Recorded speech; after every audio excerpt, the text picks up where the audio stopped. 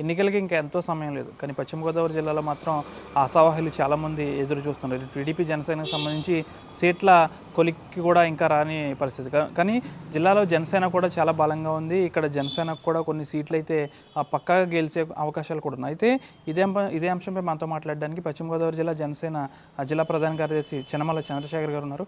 Sir నమస్తే. ఎన్నికలకి ఎంతో సమయం లేదు, మీరు ఏ విధంగా ముందుకెళ్ళబోతున్నారు సార్ జిల్లాలో? మా జిల్లా అధ్యక్షులు ఎలక్షన్కి ఎప్పుడు వచ్చినా సరే మేము రెడీగా ఉండాలని చెప్పేసి గత సంవత్సరం నుంచి కూడా ప్రిపేర్ అవుతూ ఉన్నాం. ఈ ప్రక్రియలో ఉండగా ఈలోపు మరి మా అధ్యక్షుల వారు టీడీపీ తోటి కలిసి వెళ్ళాలని చెప్పి నిర్ణయించడం, మళ్ళీ దానికి అనుగుణంగా ప్రతి కాన్స్టిట్యున్సీ నుంచి కూడా ఉమ్మడి పశ్చిమ గోదావరి జిల్లాలో ఉన్నటువంటి ఈ 15 నియోజకవర్గాల్లో కూడా ఆల్రెడీ జనసేన నుంచి నాయకులందరినీ కూడా సమాయత్తం చేయడం జరిగింది. దాంతోపాటు ఇప్పుడు టీడీపీని కూడా సమన్వయపరుచుకుంటూ ప్రతి ఒక్కరిని కూడా ఆల్మోస్ట్ గ్రౌండ్ లెవెల్లో ఉన్నటువంటి విలేజెస్లోని గ్రామ కమిటీలు కానివ్వండి, అదేవిధంగా మండల కమిటీలు, అదేవిధంగా టౌన్ కమిటీలు కూడా అన్నీ కూడా పూర్తి చేయడం జరిగింది. టీడీపీ జనసేన నాయకులందరూ ఇద్దరిని కూడా సమన్వయపరుచుకుంటూ ఏ టైంలో ఎలక్షన్స్ వచ్చినా సరే ప్రతి నియోజకవర్గం నుంచి మినిమం మెజార్టీ విన్నింగ్ అనేది 100% అది. కాకపోతే మేము ప్రతి నియోజకవర్గం నుంచి కూడా ఉమ్మడి అభ్యర్థిని ఎవరు పెట్టినా ఇటు జనసేన నుంచి కానివ్వండి, అటు టీడీపీ నుంచి కూడా ఈ 15 నియోజకవర్గాల్లో పూర్తి స్థాయిలో 100కి 100% కూడా 100% విన్నింగ్ అవకాశాలు అయితే మాత్రం పూర్తిగా ఉన్నాయి. ఎట్టి పరిస్థితుల్లో కూడా ఒక్క సీటు కూడా మిస్ అయ్యే ఛాన్సే లేదు. అసలు 100% పూర్తిగా 15 సీట్లు గెలుచుకుంటాయి ఉమ్మడి పశ్చిమ గోదావరి జిల్లాలో. జనసేన టీడీపీలో కలయిక ప్రజలందరూ కూడా యాక్సెప్ట్ చేస్తున్నారు. ప్రతి ఒక్కరూ కూడా దీనిని ఏ విధంగా చూస్తున్నారంటే మన రాష్ట్ర భవిష్యత్తు కోసం, మన భవిష్యత్తు కోసం, మన బిడ్డల భవిష్యత్తు కోసం వీళ్ళు తీసుకున్న నిర్ణయంగా వీరందరూ కూడా రిసీవ్ చేసుకుంటున్నారు. ఎందుకు చెప్తున్నానంటే ఇది మేము ప్రతి చోట కూడా డోర్ టు డోర్ క్యాంపెయిన్ చేసినప్పుడు మహిళలు కానివ్వండి, వృద్ధులు కానివ్వండి, ప్రతి ఒక్కరూ కూడా వాళ్ళ సమస్యల్ని మాకు చెప్తున్నారు. మీకు సమస్యలు మీరు ఇలా మోసపోయారని చెప్పి మేము చెప్పకముందే వాళ్ళే మాకు వివరిస్తున్నారు. మాకు ఇలా మోసం చేశారు, మేమైతే ఈసారి పూర్తిగా నిర్ణయం తీసేసుకున్నామని చెప్పి వాళ్ళే మేము అడగకముందే చెప్తున్నారు. దాని మీద ఏంటంటే మెజార్టీలు అనేది మినిమం టు మినిమం ప్రతి నియోజకవర్గంలో కూడా 20,000 పై ఉంటుందని చెప్పి మేము అంచనా. అంటే వైసీపీ రెవలంపి రఘురామకృష్ణరావు త్వరలోనే వైసీపీకి రాజీనామా చేస్తానంటున్నారు. ఇదంతా ఓకే. ఇక్కడ ఉమ్మడి పార్టీలో టీడీపీ జనసేనలో భాగంగా మీ పార్టీలో జనసేనలో చేరితే ఏ విధంగా ఉండబోతుంది? జనసేనలో చేరాలా, టీడీపీ చేరాలా అనేది ఆయన వ్యక్తిగత నిర్ణయం. బట్ ఏంటంటే ఎవరు పోటీ చేసినప్పటికీ కూడా 15 నియోజకవర్గానికి 15 విన్ అవ్వడానికి 100% అవకాశం ఉన్నటువంటి జిల్లా ఏదంటే మొట్టమొదటిగా పశ్చిమ గోదావరి జిల్లా. అందులో ఎంపీ స్థానాలు అనేది ఇంకా మీకు చెప్పడానికి ఏముంది, ఇంకా ఎమ్మెల్యే స్థానాలు ప్రతిదీ కూడా మెజార్టీలు మేము లెక్కేసుకుంటామంటే అర్థం చేసుకోవచ్చు. దాన్ని బట్టి మీ పార్టీలోనే చేరతారని ఊహాగానాలు వస్తున్నాయి. ఎందుకంటే మొన్న పశ్చిమ గోదావరి జిల్లాలోకి ఎంటర్ అవ్వగానే అక్కడ జనసేన నాయకులు అధికంగా వచ్చారు. జనసేన నాయకులు ఇక్కడ పార్టీ నుంచి అని కాదు, కానీ ఆయన వ్యక్తిగతంగా ఆయన అభిమానించే కార్యకర్తలు కానివ్వండి, నాయకులు కానివ్వండి, ఆయన రిసీవ్ చేసుకోవడానికి అన్ని పార్టీల నుంచి, ఇటు వైఎస్ఆర్సీపీ పార్టీ నుంచి, అటు టీడీపీ నుంచి, ఇటు జనసేన పార్టీ నుంచి అని పార్టీల వైపు నుంచి అని కాదు, కానీ ఆయన వ్యక్తిగతంగా మన ఎంపీ గారు, ఎందుకంటే మన నరసాపురం ఎంపీ గారు సుమారు 4 సంవత్సరాల నుంచి మన ఆంధ్రప్రదేశ్ నుంచి రావడానికి ఇబ్బంది పడ్డారు.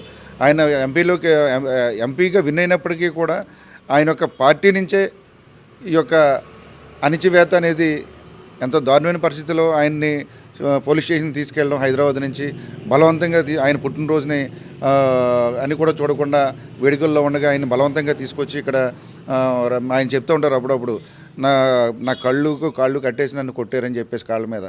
అంత దారుణమైన మరి పరిస్థితుల్లో ఆయన ఈరోజు పోరాడి మరి చాలా రోజుల తర్వాత మరి మన నియోజకవర్గానికి వస్తున్నారు కాబట్టి పార్లమెంట్ కాన్స్టిట్యున్సీకి ఆయన రిసీవ్ చేసుకోవడానికి వెళ్ళారు తప్ప ఇది ఆ పార్టీ ఈ పార్టీ నుంచని కానీ పార్టీ పిలిపించి అదేం కాదు. కానీ వ్యక్తిగతంగా ఆయన్ని అన్ని పార్టీల నుంచి కూడా వెల్కమ్ చెప్పడానికి అయితే మాత్రం వెళ్ళారు. ఆయన ఏ పార్టీలోకి వచ్చినా సరే 100% అధినాయకత్వం ఏ నిర్ణయం తీసుకున్నా సరే చంద్రబాబు నాయుడు గారు కానీ పవన్ కళ్యాణ్ గారు కానీ మా పార్టీలో జాయిన్ అయినా, టీడీపీలో జాయిన్ అయినా, ఎక్కడి నుంచి అయినా సరే ఏ అభ్యర్థి ఇచ్చినా సరే పూర్తి స్థాయిలో ఇంతకుముందు అన్నడు లేని విధంగా పార్లమెంట్ కాన్స్టిట్యున్సీలు కానివ్వండి, అదేవిధంగా నియోజకవర్గాల స్థాయిలో కానివ్వండి, ప్రతి నియోజకవర్గం నుంచి కూడా అత్యధిక మెజార్టీతో గెలిచే పరిస్థితులు అయితే మాత్రం చాలా స్పష్టంగా కనిపిస్తూ ఉన్నాయి. పార్టీని వీడేవాళ్ళు అసలు ఇప్పటికే అన్ని వ్యవస్థలను కూడా జగన్మోహన్ రెడ్డి అతని చేతుల్లో పెట్టుకుని రాజ్యాంగబద్ధంగా గెలిచినటువంటి రాజకీయంగా ప్రజాస్వామ్యాన్ని కూనీ చేసినటువంటి పరిస్థితి సర్పంచ్ స్థాయి దగ్గర నుంచి అటు ఎమ్మెల్యే స్థాయి వరకు కూడా ఎవరిని కూడా అసలు వాళ్ళ యొక్క పనుల్ని వాళ్ళ యొక్క విధులను వాళ్ళు నిర్వహించనివ్వకుండా వాళ్ళు గెలిచే ఉన్న పేరే తప్ప మా చేతుల్లో ఏమీ లేదు, మేమేం చేయలేకపోయాం అనే అసంతృప్తితో కూడా పూర్తిగా ఉన్నారు. ఇది చాలా జస్ట్ శాంపుల్ మాత్రమే, చిన్న మంచితనకు మాత్రం ఇవన్నీ కూడా చిన్న చిన్న జాయినింగ్సే ఉన్నాయి. కానీ రానున్న రోజుల్లో ఆల్రెడీ ఈ జనవరి మంత్ ఎండ్ అయిపోయిన తర్వాత ఫిబ్రవరి ఫస్ట్ వీక్ సెకండ్ వీక్లో అయితే మాత్రం పూర్తిగా అందరూ కూడా రావడానికి సిద్ధంగా ఉన్నారు. రెండు పార్టీలని కూడా యాక్సెప్ట్ చేస్తున్నారు నాయకులందరూ కూడా. ఇటు వైఎస్ఆర్సీపీలో ఉన్నటువంటి అసంతృప్తులు కూడా పూర్తిగా మరి మా పార్టీలోకి రావడానికి ఇటువైపు చూస్తూ ఉన్నారు. వారందరినీ కూడా మేము ఆహ్వానిస్తాం. ఎట్టి పరిస్థితుల్లో కూడా ఎవరిని కూడా మేము ఇబ్బంది పెట్టాం. మమ్మల్ని సపోర్ట్ చేసేవాళ్ళు ప్రజాస్వామ్యం కోసం ప్రజల కోసం పనిచేస్తున్న ప్రతి ఒక్కరిని కూడా మేము కలుపుకొని వెళ్ళడానికి అయితే మేము సిద్ధంగా ఉన్నాం. పవన్ కళ్యాణ్, మీ అధినేత పవన్ కళ్యాణ్ భీమవరం నుంచి పోటీ చేస్తే ఎలా ఉండబోతుంది? ఆల్రెడీ మా జిల్లా అధ్యక్షుడు గారు గోవిందరావు గారు, చంద్రబాబు గారు చాలాసార్లు చెప్పడం జరిగింది. మేము కూడా స్పష్టంగా చెప్తున్నాం. మాకంటే ముందు భీమవరంలో ఉన్న నియోజకవర్గ ప్రజలు అడుగుతూ ఉన్నారు. 2019లో మేము చాలా పొరపాటు చేసాం. కళ్యాణ్ గారిని మేము ఓటేయకపోవడం, ఈ మోసపూరితమైన హామీలకి జగన్మోహన్ రెడ్డి నమ్మి రాజశేఖర రెడ్డి గారు అందించినటువంటి పాలనలు ఎంతో కొంత అందిస్తాడని చెప్పేసి మేము ఆశపడ్డాం.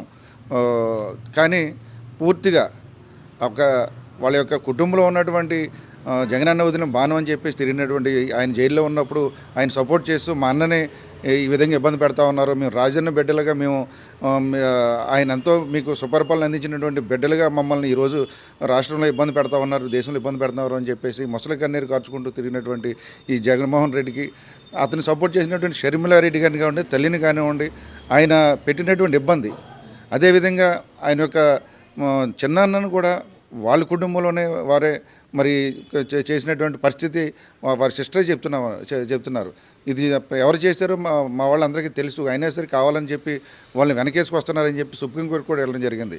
అటువంటి పరిస్థితుల్లో మనం చూసుకున్నట్లయితే ఇటువంటి తల్లిని చెల్లిని కూడా దూరంగా పెట్టి మరి ఈరోజు ప్రజలకి న్యాయం చేయలేనటువంటి పరిస్థితి. కాబట్టి ప్రతి ఒక్కరూ కూడా కళ్యాణ్ గారిని భీమవరంలో ఇటు పరిస్థితుల్లో భీమవరం వస్తే కనుక మేము గెలిపించుకుంటాం, ఆయనకి మేము చేసినటువంటి పొరపాటుకి సరిదిద్దుకునే అవకాశం మాకు ఇవ్వండి అని చెప్పేసి ప్రజలే మమ్మల్ని కోరుతూ ఉన్నారు.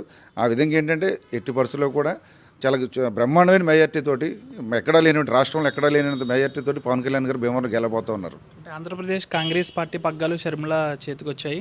అంటే ఈమె కూడా ఈసారి పోటీ చేసే అవకాశం ఉంది. అన్ని నియోజకవర్గాలను కూడా కాంగ్రెస్ వాళ్ళు పోటీ చేసే అవకాశం ఉంది. అంటే వాళ్ళకి వచ్చే ఓట్లు ఎవరికి మైనస్ అంటారు, మీకా వైసీపీకా? మా ఓటు ఇప్పుడు టీడీపీ జనసేన ఓట్ బ్యాంక్ అనేది ఎట్టి పరిస్థితుల్లో కూడా ఎటు డైవర్ట్ అయ్యే పరిస్థితి లేదు. వారందరూ కూడా లాస్ట్ టైమే ఎంతో కొంత మోసపోయామని చెప్పి భావనలో ఈరోజు స్పష్టంగా ఉన్నారు ప్రజలందరూ కూడా. ఇప్పుడు కొత్తగా మళ్ళీ మోసపోవడానికి సిద్ధంగా లేరు. ఏమాత్రం రాజశేఖర రెడ్డి బిడ్డగా ఆవిడ కాంగ్రెస్లో ఇది ప్రజాస్వామ్యంలో ఏ పార్టీ నుంచి ఎవరైనా రావచ్చు, మేము స్వాగతిస్తూ ఉన్నాం. ఎందుకంటే already national party Congress party. కాకపోతే మన రాష్ట్రానికి చేసిన అన్యాయాన్ని ఈ రోజు వరకు కూడా ఎవరు మర్చిపోలేదు. ఎందుకంటే ఆ రోజు ఎంతో దుర్మార్గంగా ఉమ్మడి ఆంధ్రప్రదేశ్ని మరి ఆ రోజు పార్లమెంట్లో చీకటి రోజుగా మేము భావిస్తూ ఉన్నాం.